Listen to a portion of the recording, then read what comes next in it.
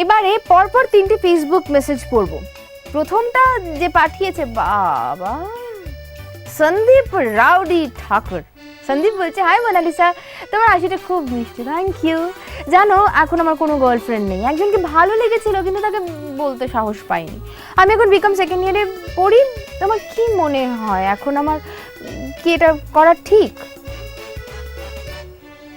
কি করা ঠিক মানে কি জানতে চাইছো? যে এই যে এখনো তোমার কোনো গার্লফ্রেন্ড নেই এটা ঠিক, নাকি এই যে তোমার কাউকে ভালো লেগেছিল সেটা ঠিক?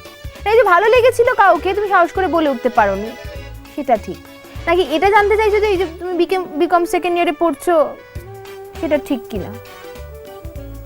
কি বে ঠিক? আর কি করলে সেটা ঠিক হবে? আমি তো পুরো ঘেটে ঘ, তুমি একটু সামলে নাও প্লিজ, কিচ্ছু বুঝতে পারছি না। পরের মেসেজটা পাঠিয়েছে অনামিকা রয়, বলছে, হাই মোনালিসা, আমি আসাম থেকে বলছি, আমার নাম অনামিকা। জানো মোনালিসা, আমার একটা ফ্রেন্ড আমাকে প্রপোজ করেছে, কিন্তু আমি তো ভালোবাসি না, তবুও আমার পেছনে পড়েছে, কি করবো বলো তো? দুদিন আগে তুমি আমাকে মেসেজটা পাঠাতে পারলে না? দুদিন আগে যদি মেসেজটা পাঠাতে তাহলে মানে অসাধারণ একটা সলিউশন ছিল। তো রাখি ছিল, ধরে বেঁধে রাখি পরিয়ে দাও, ব্যাস প্রবলেম সলভ।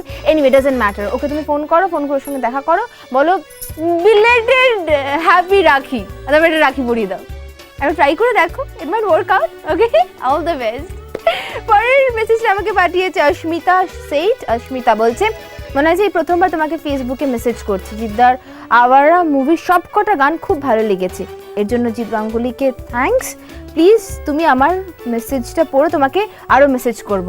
অস্মিতা, তোমাদের সবার কাছ থেকে আরও অনেক অনেক মেসেজেস আমি চাই, but first of all thank you so much guys এত সুন্দর মেসেজেস পাঠানোর জন্য।